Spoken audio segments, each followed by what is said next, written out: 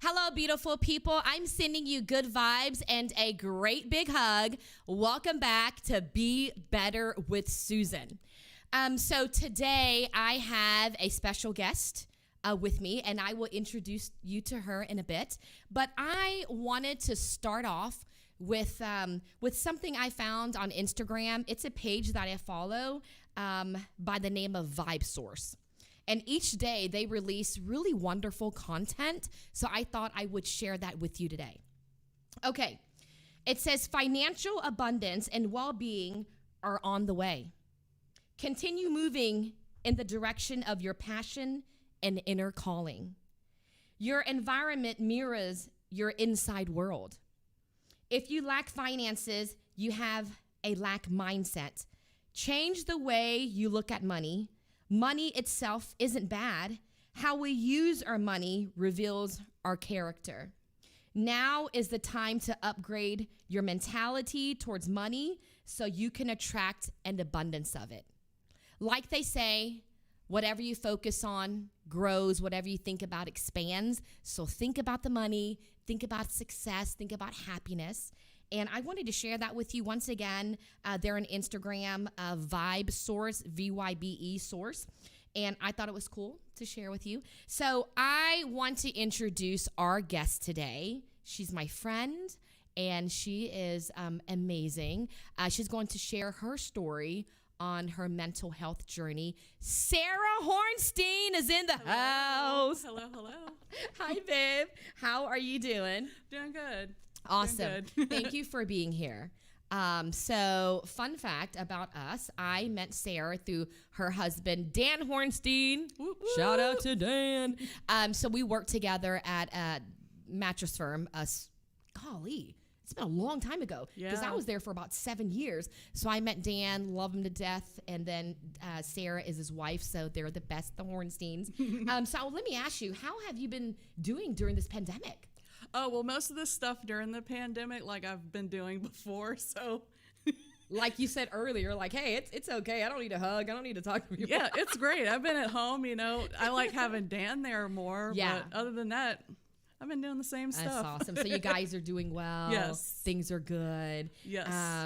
Tell us a fun fact about you. A fun fact about me. I am a secret One Direction fan. Ooh, One Direction. Okay. Yes, I typically listen to like rock music, things like that, but I do like my little boy band. They split up, but I still like listening to their music. They're good. Yeah, One Direction rocks. That's awesome. So I want to ask about you. Tell us about you, Sarah. So a little bit about me. I am 33 years old. I live down in League City, Texas, of course, with my husband, Dan. We don't have any children, but we have a cute little dog named Callie that we've been having for 8 years. She's a lazy couch dog. She's my favorite. Also, too, I am on the board of directors for NAMI Greater Houston. I'm a big volunteer there, and I'm also someone who lives with a mental health condition and live in mental health recovery. Okay, wonderful. And I can't wait to hear more about that. But for those out there that aren't familiar with NAMI, can you tell us a little bit more about that? Yeah, so the acronym for NAMI stands for the National Alliance on Mental Illness. And what we do is we provide support, education, and advocacy for people living with a mental health condition and their friends and family.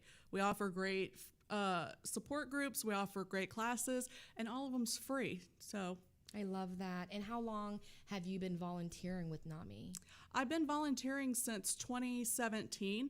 I first went to the NAMI class, the peer-to-peer class for people who have a mental health condition in 2016. And fun fact, I was the only person to go to all 10 classes. Oh, look at you. I love that.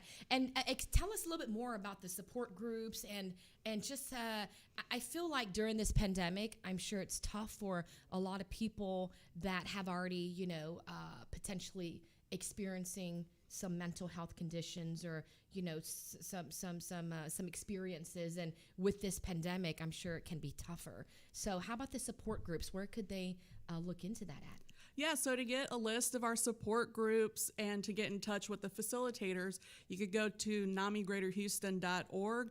They have where you can look up all of our classes, sign up for them, look up our support groups, get the links for them. And also they have a warm line through the C Center, the Support Education and Advocacy Center, where you can call and actually talk to someone who lives in mental health condition, as well as getting great resources throughout the affiliate area, which is both Montgomery, Harris, and Fort Bend counties. That's awesome. And you actually have your own support group, right? I do, yes. Tell us about it. I do. So I am the facilitator of 2 support groups, actually. Amazing. One down in Bay Area in Clear Lake, and then the other one in Baytown. But because of COVID-19, I've put them both together.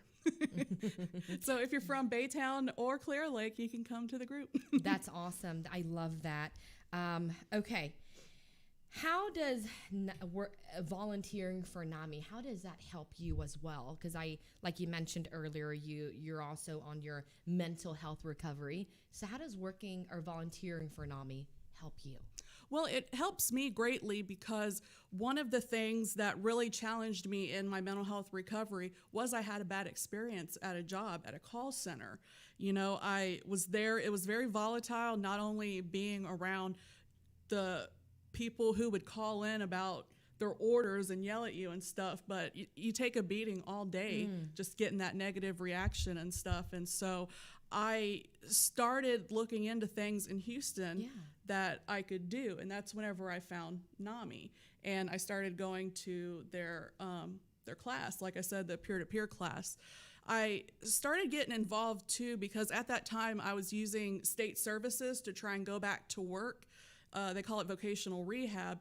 And I just didn't like the things that were out there. And I knew from going to the class at NAMI that they could help me with my vocational journey. So not only are they helping me mentally, they're helping me learn different skills that I could use in the workplace. I love that. And I've been friends with you for quite some time, and I've seen you evolve so much with NAMI, and I'm proud of you, girlfriend. I really am. And I love that you're involved with them, and also you sit on the board of directors. I know, who would have thunk it? So tell us more about that. I want to hear more about that. So it's my first term on the board of directors. I am the youngest, so that's a little overwhelming at times, but all the people that are there are all great people. Yeah. They've worked in various different jobs, I guess you could say, careers in Houston, and they're great to be around. You know, they either have the experience of being the person with the mental health condition or the family member, or sometimes both. So it's great. Yeah, and you're right. If we're not experiencing any mental health situations personally, our family, our loved ones are affected by it, right? So it's just great to be involved and to be aware and learn as much as possible. So I love that. Share with us a little bit about what you'll be talking with us today. So I'll basically just be telling you guys about my mental health journey, where I started and where I'm going. I'm excited to hear that. I really am. Okay, so let's go ahead and I'm going to ask a question, and then we're going to go ahead and commercial after that, and we'll continue because I am just inspired by your story. So there was a point in your life where you faced some adversity, Sarah. Tell us about it. I can sum up the adversities through my life with 4 different spots. So whenever I was younger, my mom had an affair with one of our neighbors, which caused my dad to start drinking heavily, and it just created a whole mess with our family. You know, are they going to divorce? They decided not to, stay together, but it was volatile as well. So how do you come up from that as an 8-year-old? The second one I can say was whenever I first moved in with my husband, I had left a job where I was making great money. I was a hairstylist, I still am. I was making great money, and then I go from a job to where I'm barely making minimum wage. I'd be lucky if I made $125 a week, and that doesn't pay your bills. Yeah. It doesn't. Also, too, I'm moving from my parents' house and with my boyfriend, and just a lot of different things going on. Yeah. It wouldn't be uncommon for me to, let's say, have 2 days off in a row. I would be asleep all those 2 days and then have to get up after that at 9 o'clock and go to work. Yeah. So it was a very hard struggle for that because I was trying to figure out, who am I in this world? I was 22 whenever we first moved in together. So that's still fresh out of high school, beauty school and all of that. The third one I would say is whenever I first went to a psychiatric hospital. I did try to commit suicide in 2011. I got sent to a psychiatric hospital in New Orleans. I can definitely tell my life shifted from there in a positive way, which was the good thing to come out of the whole episode. And then the fourth one, like we were talking about, when I left that call center job, because of the volatility, I let that take hold of me, and it brought me down in so many ways. I got to where I didn't want to leave the house. As you know, I stayed at home all the time. I didn't go anywhere. I was afraid to. I would only go to like Target and my therapist's office. Yeah. That was it. Yeah. And with going to therapy and being on psychiatric medications and stuff, I'm making it, baby steps at a time. It took me probably 2 years to get out of my house, but I did it, and I'm still learning each day to follow those same things as well. I was able to go last year to the NAMI National Convention in Seattle, and I flew up there by myself. So I think that's like great progress. Heck yeah, I'm proud of you, babe. And Dan, is proud of you as well. I hear it, and I've seen you evolved. And once again, I'm happy for you. Yeah, thank you. And taking baby steps, that's what it's all about, Thank right? you, yeah. And you're getting better and stronger, and I see you with more joy and happier. So it's amazing, and I'm excited to be a part of your journey. Yeah, thank you. I really am. Okay, so let's take a look here. So I would like to ask you.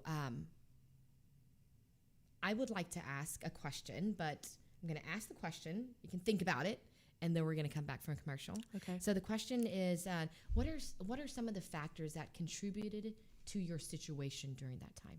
Okay.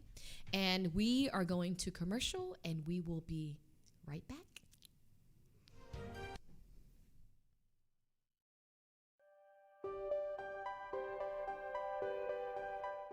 The right tax team is key to any successful business. At America's Tax Firm, our goal is to help individuals and businesses of all sizes with accounting solutions and tax strategies that yield profitability, sustainability, and growth. At America's Tax Firm, we have a team of experienced tax consultants and advisors that can help your company optimize business strategies to minimize taxes and reduce liabilities. From preparing and filing your personal or business taxes, or choosing the right legal structure for your business, to resolving complex tax issues with the IRS. America's Tax Firm is your turnkey solution. Take a strong and decisive step and let America's Tax Firm be part of your success.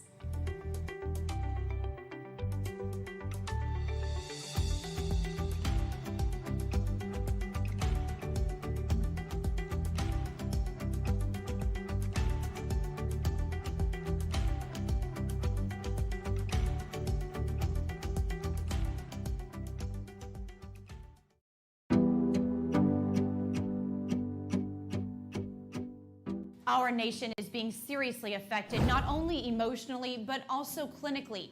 Parents or guardians dealing with a teenager in crisis that require transport to an appropriate treatment facility makes that decision even more difficult. My Armor Services Transport is here to help. Their agents are personal protection officers and private investigators, state certified and trained to accommodate firm boundaries and de-escalations, all while recognizing your loved one's sense of individuality and dignity. Most times your loved one will not respond favorably to being placed in a treatment program. Positive and safe transportation assistance becomes critical when violent or defiant behavior to a placement is anticipated. My Armor Services Transport understands this is a difficult time for you and your family. They are committed to transporting your loved one with dignity, respect, securely, and with compassion. Let them assist with this heavy burden. Call today at 1-800-341-0919 and let My Armor Services Transport be the first strong step you take toward resolving this difficult and complicated issue.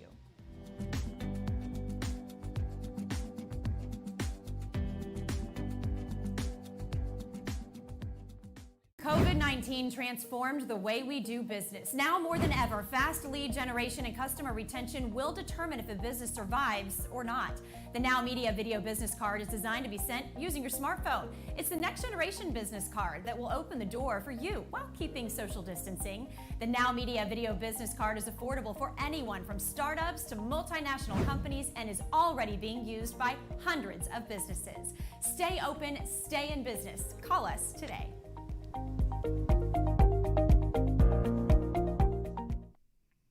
Hi there. Welcome back to Be Better with Suzan. I have an amazing guest in studio today. She's my friend as well, Sarah Hornstein. So before commercial break, I asked, what were some of the factors that contributed to your situation during that time? Yeah, so I'd like to circle back to 2011, Okay. The factors that went into me having a suicide attempt. I had previously thought, I don't want to be a hairstylist anymore.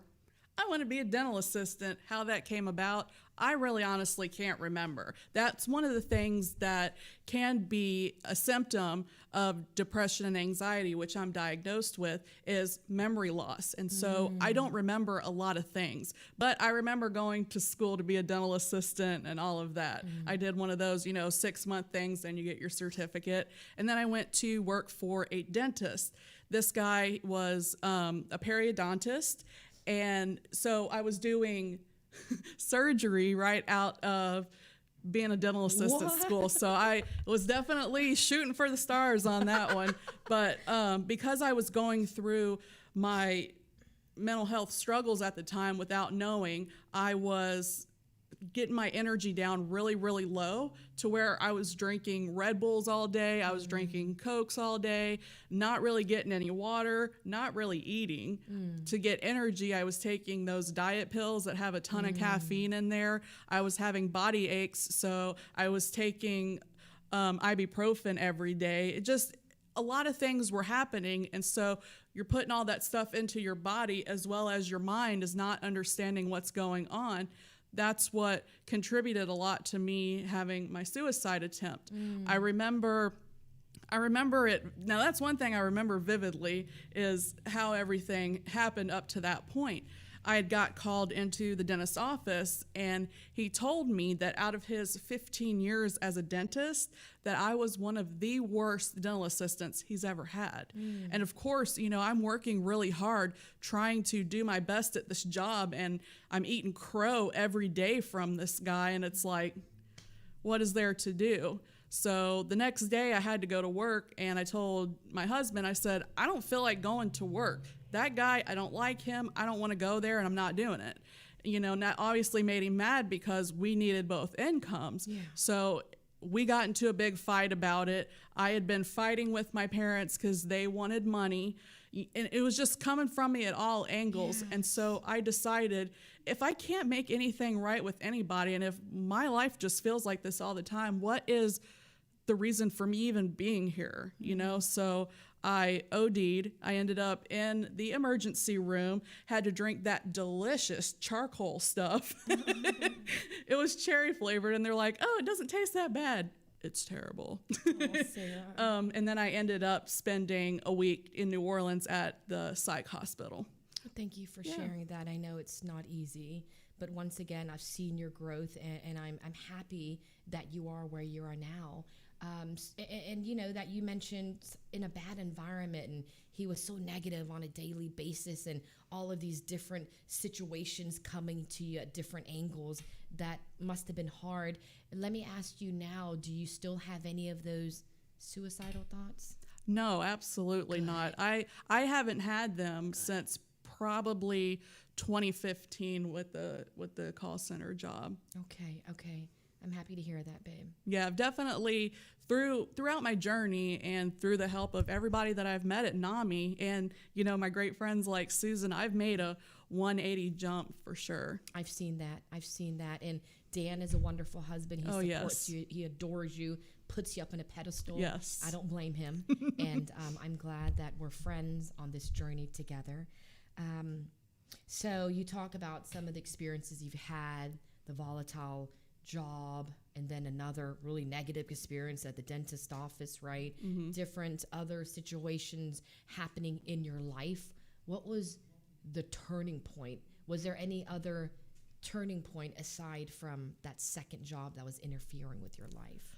The turning point for me, I knew that my life was going nowhere. As I said, I would stay at home. It would just be me and my dog. The only thing that I would do to break up the monotony is go to Target or go to my therapist's office every week. So I knew that something had to change. I just didn't know how. And so by chance, I decided, I want to make a knitting group at my apartment complex. And I ended up meeting this wonderful lady who told me about a church here in Houston, Hope City. And she said, I want you to go to church with me. I don't know if you're religious or anything, but I think you'd get a lot out of it. And the message of Hope City is find your purpose. What purpose does God have for you? And I knew my purpose wasn't to sit on the couch with my dog all day, and so that's how I first sought out doing online support groups, because who wants to go out in public and say, oh yeah, I have a mental health condition? Because the first thing people think, they go to stigmatizing statements of, you're crazy, did you take your meds, things like that. And so I really started doing those groups. I really enjoyed them. And then that's whenever I had heard from one of the group members say, oh, well, I'm starting this peer-to-peer class, talking about all the great things about it. So I looked it up and I said, oh, well, there's one starting next week. I'll go ahead and sign up for it, And like I said, the great thing about it, it was free. So if I didn't like it, I didn't have anything to lose except time. Yeah.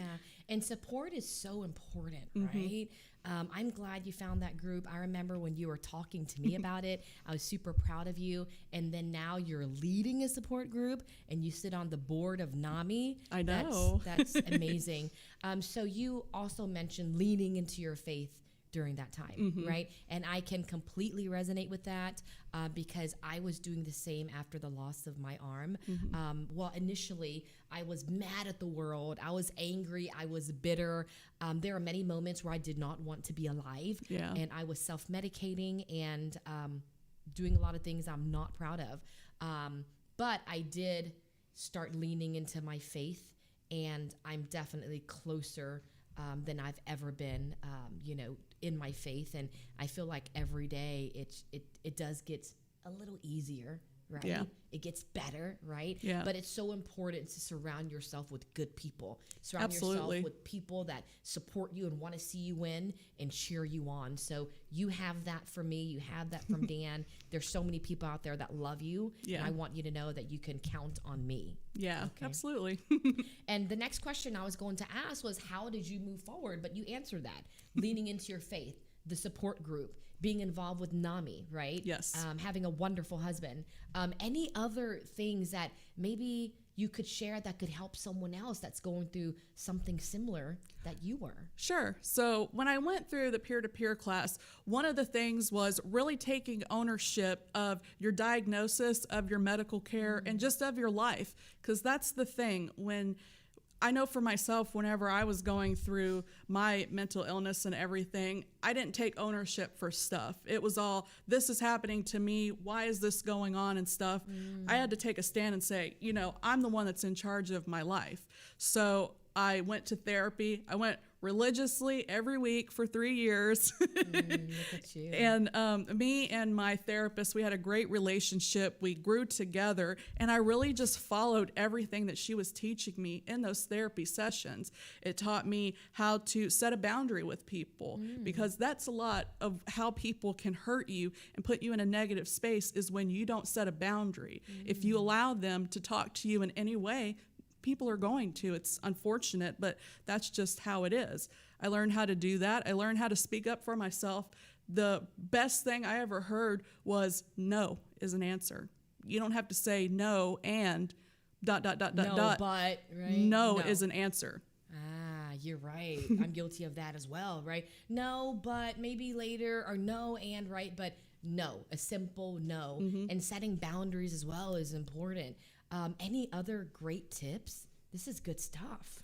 I really looked into different hobbies that I could do to fill my time. One of the things too about with my mental health condition is I had lost who I was, and I really didn't like anything. So I really wanted to see what was out there, what I like. And of course, I like owning my dog. I love being married.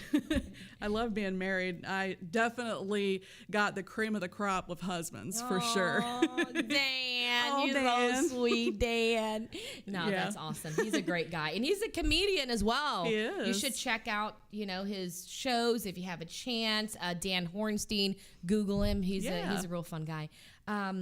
I love that. And you know what? Now that I think of it, because I know I called you once talking about mental health and making sure I understood what mental health, mental condition, mental illness, what all of that really breaks down to, because I want to be completely delicate and respectful to use the right terminology. Sure. Can you drop some knowledge on me about that? Sure. So a lot of times people go in there with the preconceived notion, again, with the stigma of, oh, this person might be crazy. I need to look out for myself. Oh, this person probably didn't take their medication, so I don't know what I'm getting. Just have an open heart and an open mind with people. The great thing about people is we're all on different journeys. We're all from different walks of life, and you never know who you're going to meet. I did a little bit of volunteer work with the homeless, and of course, the homeless people have a negative stigma about them. But the people that I met, it only took one thing for them to really change their life upside down, and now they're trying to crawl back out of that hole. But they're brilliant people, smart people. They have hearts. They just want somebody to love them back. And that's another thing too, is just when you're around people, just love them back, because sometimes they don't love themselves. So at least if they have somebody that can say, oh, you can call me if you need help, or you can email or text me. Yeah. That means so much, right? Yeah. Just being there for people, letting them know that I'm here, that I care, I love you, Yeah. and I want you around, right? Let Yeah. me know if there's anything I can do. I love that. And what is the correct terminology? I think I asked you that before. Is it mental health, mental challenge? I mean, all of that. Can you just help me understand that? I normally use mental illness and mental health condition. Okay. To be, politically correct, it's mental health conditions. Mental health condition, Yeah. politically correct. But you wouldn't want to use a label on somebody. You wouldn't say, oh, she's schizophrenic, or, oh, he's bipolar, oh, he lives with a mental health condition that happens to be bipolar disorder, or she lives with a mental health condition that she's diagnosed with schizophrenia. So that's the thing, is just taking that label off of people. Am I depression and anxiety? No. I'm Sarah. Yeah, you're Sarah. Okay. And say it one more time. Seriously, please repeat that. No, you said, okay, I'm not depressed, I'm not anxiety, but you said you're diagnosed with that? No? What did you say? Yeah, so you would really say that someone is diagnosed with a mental health condition, Okay. and that happens to be Okay, bipolar okay. disorder. Just like, too, if you're talking about people who have intellectual disabilities, you wouldn't say so-and-so's autistic, so-and-so's diagnosed with autism.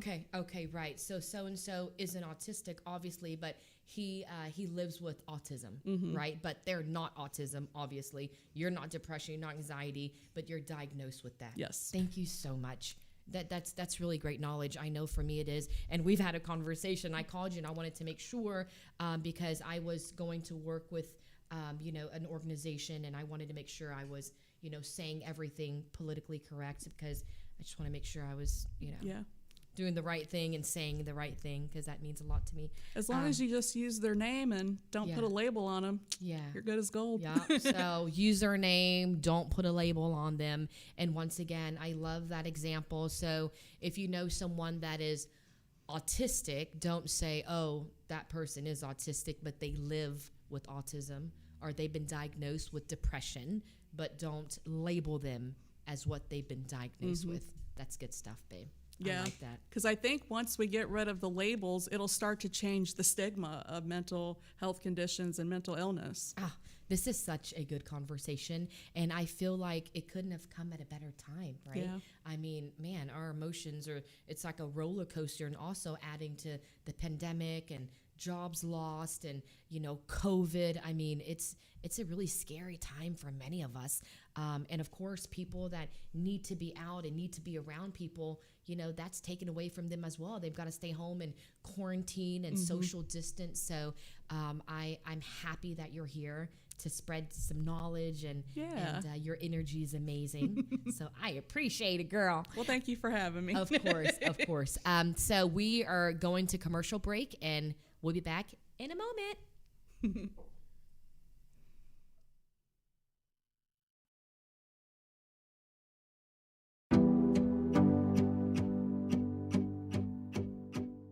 Our nation is being seriously affected, not only emotionally, but also clinically. Parents or guardians dealing with a teenager in crisis that require transport to an appropriate treatment facility makes that decision even more difficult. My Armor Services Transport is here to help. Their agents are personal protection officers and private investigators, state certified and trained to accommodate firm boundaries and de-escalations, all while recognizing your loved one's sense of individuality and dignity. Most times your loved one will not respond favorably to being placed in a treatment program. Positive and safe transportation assistance becomes critical when violent or defiant behavior to a placement is anticipated. My Armor Services Transport understands this is a difficult time for you and your family. They are committed to transporting your loved one with dignity, respect, securely, and with compassion. Let them assist with this heavy burden. Call today at 1-800-341-0919 and let My Armor Services Transport be the first strong step you take toward resolving this difficult and complicated issue.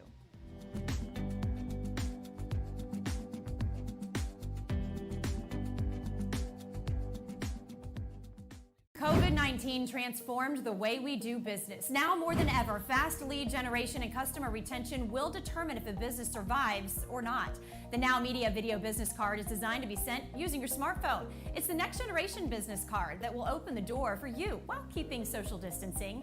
The Now Media Video Business Card is affordable for anyone from startups to multinational companies and is already being used by hundreds of businesses. Stay open, stay in business. Call us today.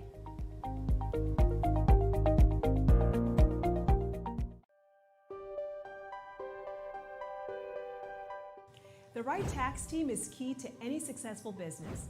At America's Tax Firm, our goal is to help individuals and businesses of all sizes with accounting solutions and tax strategies that yield profitability, sustainability, and growth. At America's Tax Firm, we have a team of experienced tax consultants and advisors that can help your company optimize business strategies to minimize taxes and reduce liabilities. From preparing and filing your personal or business taxes, or choosing the right legal structure for your business, to resolving complex tax issues with the IRS, America's Tax Firm is your turnkey solution. Take a strong and decisive step and let America's Tax Firm be part of your success.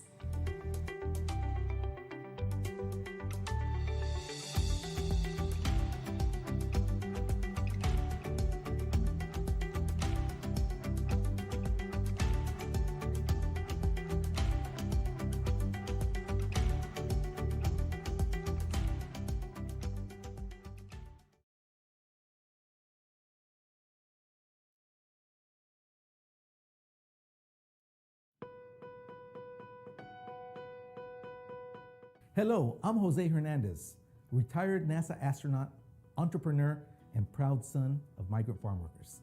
Our migrant families do very important work. Many follow the harvest and move frequently throughout the U.S. and thus have many needs. One way to improve your family's future is by participating in the 2020 census. The census only occurs every 10 years, but it affects public funding for clinics, schools, and other essential programs for our communities. Each person must be counted at the address where they live the most during the year. However, if you move frequently, don't worry. Simply fill out your questionnaire where you are living on April 1st, 2020. The information you provide is confidential and is not shared with other government organizations. The future of our families depends on you.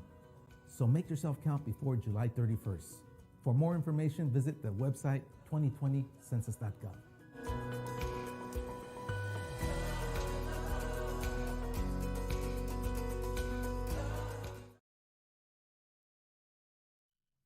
Welcome back to Be Better with Suzan. I'm so happy to have you here. There's a question from the audience. They want to know more about the volatile job that you actually experienced because they have gone through something very similar. So can you go into depth about that and how you're able to deal with that, Sarah?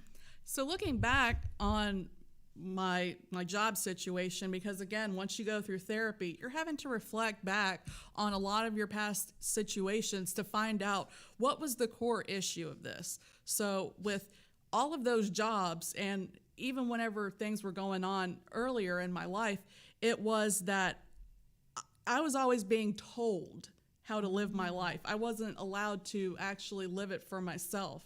And also, too, because I didn't know the skill of setting a boundary, I allowed people to talk to me in a way that is completely unnecessary. I allowed them to treat me in a way that I didn't feel like a person. So I found that the same behaviors would come out of people and the same thing would happen to me.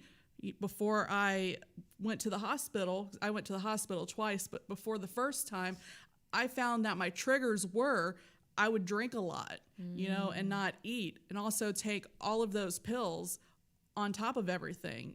It's making like a chemistry lab in your body, and that's not safe. The same thing happened with the call center job. I would hate to go to work. I allowed all these people to talk to me in a way that was unacceptable. So I would go home and I would drink, and just drown my sorrows away. And from that, I knew that that was my trigger, when I didn't want to go to work, when I wanted to stay in bed all day. And again, I had the same attitude as before. I would sleep 2 days and then have to wake up and, I didn't do anything those 2 days. I just slept. Didn't do any laundry, didn't cook, didn't clean, didn't do anything. But again, going to therapy and having to reflect on that, I also knew these are the things that I will tolerate as somebody talking to me and treat me a certain way, and these are the things that I won't. Also, too, these are the ways that I'm going to react to these situations, and these are the things that I'm not going to do in those situations. So ever since that time, I haven't drank, so I don't need it. Yeah, I love that. Yeah, I don't need it. and just remind me, everything that you've learned before NAMI, how did you learn that?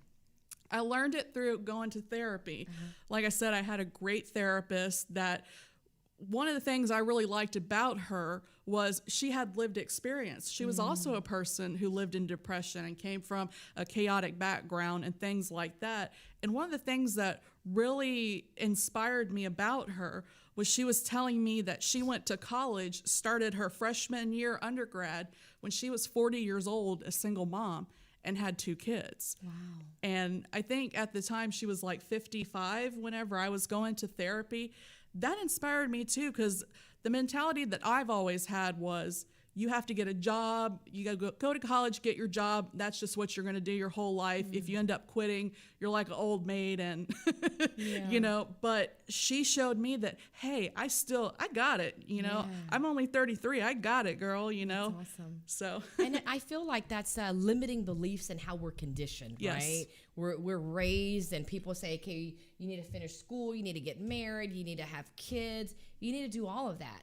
Sarah, my husband and I don't have kids, and of course we wanted to have kids, but we didn't have that opportunity to, and we're just making the best of what we have, right? I mean, there's so many things each of us want, but sadly we don't get everything we want, but we just really have to make the best of the situation. But I get it, being conditioned and limiting beliefs, and this is how you're supposed to live, and you'll be happy, but that's not right, right? It's completely different. I feel like everyone has a different life, right? We just need to make sure that we're happy, however that happiness looks like. Exactly. And something else I'd like to bring up, your therapist sounds amazing. There's a stigma about having a therapist. How do you feel about that? I ignore people because, like I said, this is my journey. This is the things that I've had to do to get to where I am. She helped me out a lot. Even before her, I had a great therapist when I lived in Baton Rouge, and I had a great therapist when I lived down in Fort Lauderdale. So to me, it's just like going to the doctor, like you go to your primary care doctor. I just see her every week because she helps me with my mind. You know, my mind's part of my body. Absolutely. And so if someone was to say, oh, well, only crazy people go see therapists and stuff, I just ignore them because that's not the way I want to be treated. Absolutely. And I don't have people in my life that do that. Yeah. You know, they ask me what it's like going to a therapist, you know, what kind of things do you even talk about, things like that. And that's another thing that I've learned is that people who are negative about anything that you do in your life, you don't need those people in your life. Preach. You need people that's going to lift you up, you know, because that's what life's all about, is about being happy. Yes. Yeah, we're going to have unhappy moments, but people shouldn't be bringing those on to you. Yes, I agree. And your circle should support you however that looks like. If you want to go to a therapist, if you want to have a life coach, whatever you want to do, if that's going to help you be better, if that's going to help improve your mental strength, however that looks like, then do it, right?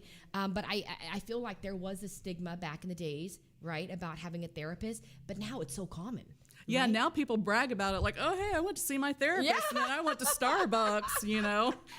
Yeah, I mean, I watch movies and I'm like, wow, everyone has a therapist, and that's great. Yeah. If you're investing in yourself, in your mind, because you want to, you know, live the best life you can, do better and be better, why not? Exactly. Heck yeah, Exactly. And the one thing that I really got out of it was skills that I wasn't taught as a kid. You know, my parents, whenever they got angry, they blew up and let everyone know about it. They huffed and puffed and blowed your house down. But that's not acceptable in society. You know, so I either blew up or I became a doormat. Whereas going through therapy, again, that's where it comes to setting boundaries and limiting the way people talk to you. And also, too, it got me out of that all or nothing thinking, which is like I was saying earlier about, you know, thinking that you go to college and you get your career, and if you quit while you're 30, then you're just an old maid. Well, no, you're not. That's all or nothing thinking. You still got a long life to go, you know, God willing. Right. Yeah. And you're right about that. I love everything that I'm learning from you. I really do. And for people that have a therapist, that have just started and maybe feel like giving up and not returning to their therapist, is there anything you'd like to share about that? Again, I say go in there with an open heart and an open mind. And just remember, they're people just like you are, so they're not perfect. They're not going to fix you in one session. Like I said, I went every week for 3 years. Wow. Wow. So I definitely put in the time. And also, too, as the person going to therapy, you have to put in the time as well. I got this great analogy from my psychiatrist that I keep with me till this day, is that your medical team, being that if you take medicine, you see your psychiatrist and you go to therapy, we're all a team. So if we're playing, let's say, basketball, and they throw me the ball and I don't take it, then how can we make a shot? You know, if I'm taking medicine and going to therapy, but I'm not using the lessons that I've learned in therapy, then what's the point of even going? So that's one thing I really took to heart. And I really got that feeling, again, that people cared for me and cared for my, you know, success and for me to get better. Yeah. Yeah, that's awesome. So you went 3 years straight. When did you start seeing some improvements in yourself? How long did that take? Oh, it's hard to say. It just one day clicked. And I was like, man, I got this. Wow. You know, because I had been going to therapy. I'd seen therapists since 2012 because I went to the hospital 2 weeks before Christmas.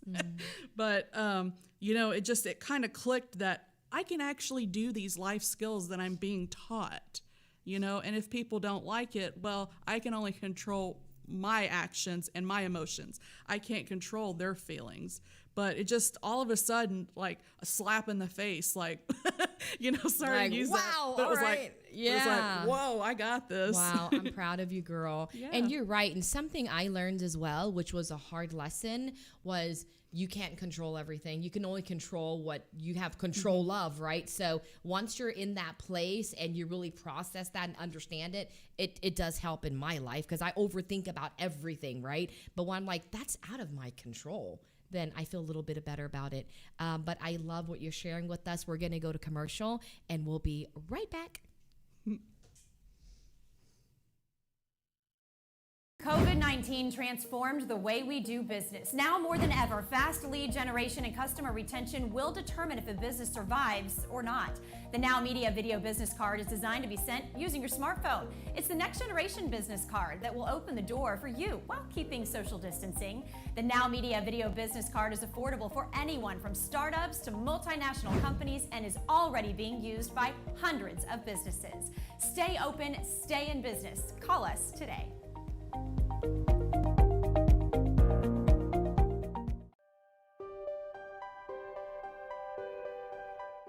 The right tax team is key to any successful business. At America's Tax Firm, our goal is to help individuals and businesses of all sizes with accounting solutions and tax strategies that yield profitability, sustainability, and growth. At America's Tax Firm, we have a team of experienced tax consultants and advisors that can help your company optimize business strategies to minimize taxes and reduce liabilities.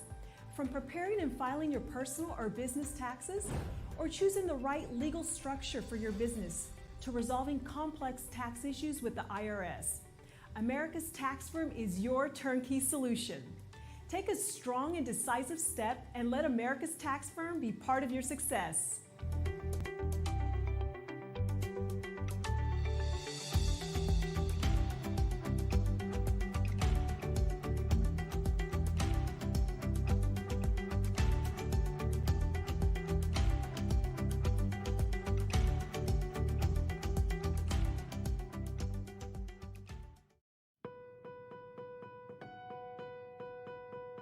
Hello, I'm Jose Hernandez, retired NASA astronaut, entrepreneur, and proud son of migrant farm workers. Our migrant families do very important work. Many follow the harvest and move frequently throughout the U.S. and thus have many needs. One way to improve your family's future is by participating in the 2020 census. The census only occurs every 10 years, but it affects public funding for clinics, schools, and other essential programs for our communities. Each person must be counted at the address where they live the most during the year. However, if you move frequently, don't worry. Simply fill out your questionnaire where you are living on April 1st, 2020. The information you provide is confidential and is not shared with other government organizations.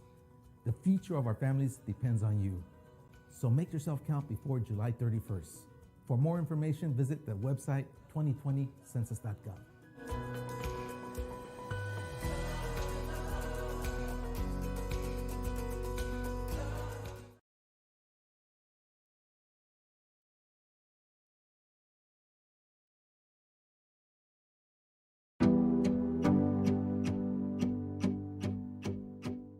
Our nation is being seriously affected, not only emotionally, but also clinically. Parents or guardians dealing with a teenager in crisis that require transport to an appropriate treatment facility makes that decision even more difficult. My Armor Services Transport is here to help. Their agents are personal protection officers and private investigators, state certified and trained to accommodate firm boundaries and de-escalations, all while recognizing your loved one's sense of individuality and dignity. Most times your loved one will not respond favorably to being placed in a treatment program. Positive and safe transportation assistance becomes critical when violent or defiant behavior to a placement is anticipated. My Armor Services Transport understands this is a difficult time for you and your family. They are committed to transporting your loved one with dignity, respect, securely, and with compassion. Let them assist with this heavy burden. Call today at 1-800-341-0919 and let My Armor Services Transport be the first strong step you take toward resolving this difficult and complicated issue.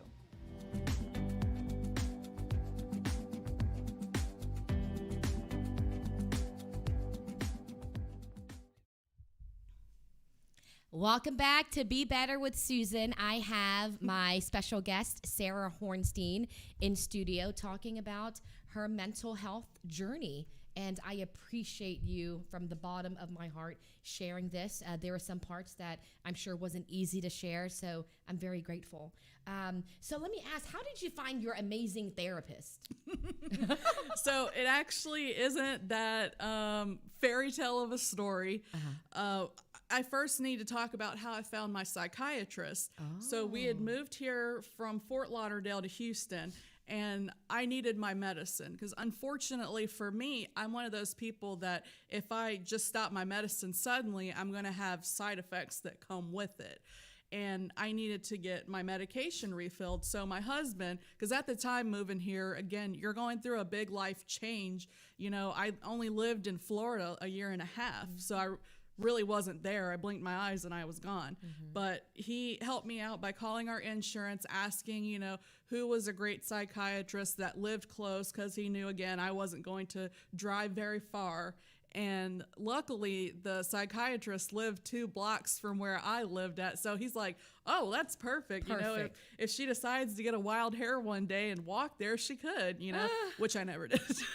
It's too hot in Houston. It is. But it is. I met her, and I realized that I needed to go back to therapy because, again, I wasn't using those life skills that I had been taught by the previous therapist. And so she said, well, we have this therapist in the office, you know, her name is da-da-da-da-da.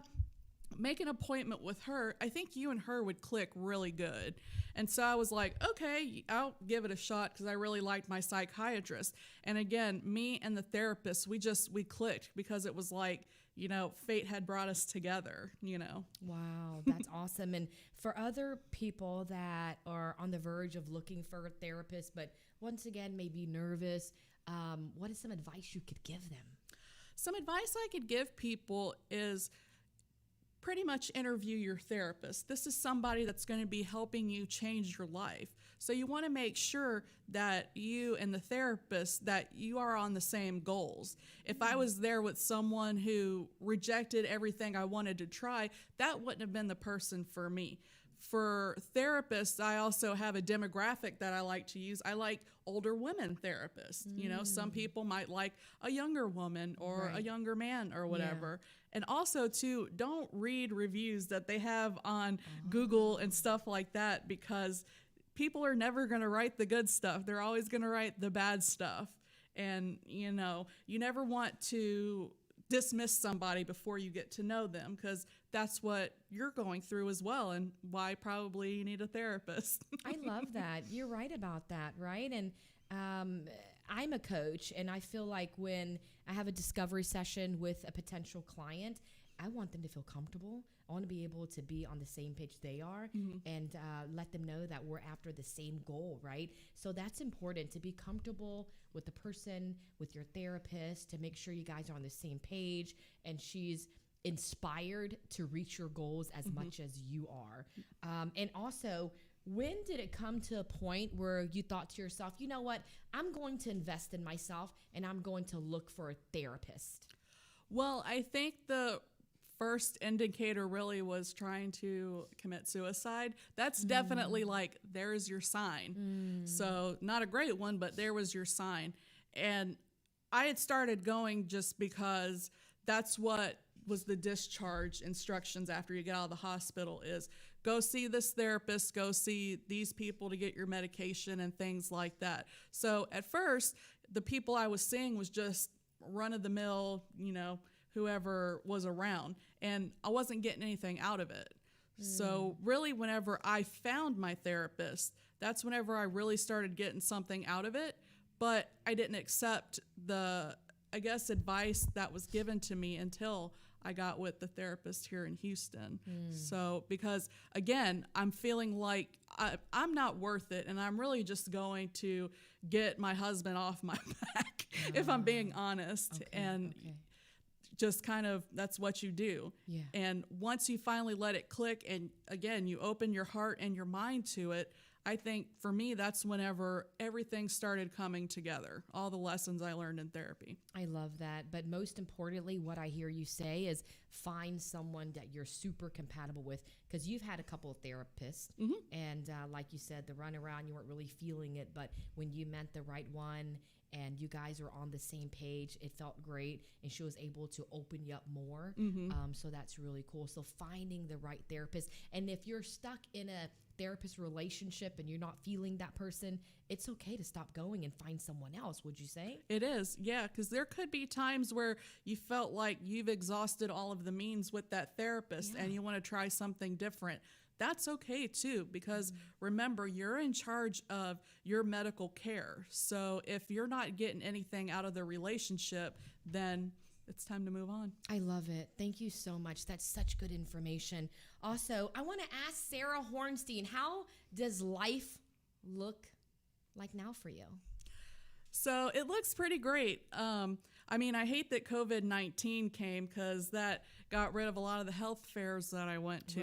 Because in addition to one of my volunteer things is I am the health fair coordinator, and I also like going. So we'll go into schools, set up a booth, and I'll talk to people about mental health and, you know, how I'm a person who lives with a mental health condition. But before all of that, I was having a great time. I was able to get out of the house. Again, I was helping with the homeless. I would help do my support groups. And I was also training new volunteers who were going to be peer leaders at NAMI. That felt great, because, you know, being in my past, who would want to listen to me? What do I know? It felt great to teach someone. It really did. And once again, I mean, I keep on telling you how proud I am, but I am. I love that your collaboration with NAMI. I think you're a great advocate. You've been there, you know, you felt the pain, you've gone through the struggles, and there's no one else that could advocate for NAMI and really help people live a better, happier life than you. Yeah. So NAMI, you got a good one over here. You really do. That's maybe why they put me on the board of directors. Yeah, that's awesome. I love it. So I'd like to ask, in Be Better with Suzan fashion, all of the experiences you went through, all the struggles, all the pain you went through, how or has that made you better? It really has, because you can't enjoy the great parts of your life if you don't know what the bad ones are. And so now I look at all the great things that I have in my life instead of the negative things. I mean, I have this great house in League City that has a great yard that Congrats on that, guys. That my dog can run around in. And, you know, we pay a mortgage for our house, not rent for, you know, somebody else's stuff. Yes. I also think, too, I have great friends. I mean, if I didn't have your friendship, I would never be on, you know, and I'd probably still be sitting on the couch somewhere. And it's just those things now, and go back to therapy to plug that again. Yeah. It's understanding the gratitude of the things that are happening to me rather than the bad things that have happened in my past, because I can't change that. Absolutely. But what I can do is change my attitude about what happened. I love it so much. And they say what you focus on grows and what you think about expands, right? So we can think about the negative all day long. We can think about what we've been through, but what are we going to do about it, right? And how is life now? I'm sure it's way better. I'm sure it's beautiful. You have so much to be grateful for, but we got to look for those things. Absolutely. Yeah. So life for me is really good. I'm still so stoked to be on the board of directors at NAMI. It's my first term. My term started in January, so I'm still a newbie. I'm learning everything that there is about being on a governing board. I'm also a part of the Public Policy and Advocacy Committee, so I'm learning how do we talk to our representatives and our senators and our local leaders about changing the topics of mental health and actually putting in money towards mental health. Because there are a lot of people who can't afford it, but if there's some kind of government subsidy that can help them out, why aren't we getting that? And that's the thing. I've had help, and I want to help other people as well. And that's getting in contact with our elected officials. So there's a lot of stuff going on. And that's a lot. Yeah, that's a lot going on. Go ahead. But yeah, I'm very stoked about that. I can't wait till the programs ramp up again at NAMI and we can get some more classes going. This is great. This has been such good information. I want to say again, I'm proud of you. I'll say it a million times. I don't care. I'm proud of you. I do love you. You've been a great friend. You and Dan are wonderful friends to me. Super supportive. We support each other, right? We have each other's back. And golly, thank you for being my guest. Yeah, thank you for having me. You know, I wouldn't do a podcast for just anybody. You're resilient. You're amazing. You inspire me. Thank you so much for tuning in to Be Better with Suzan, and we'll see you next time. Sending you good vibes and a great big hug.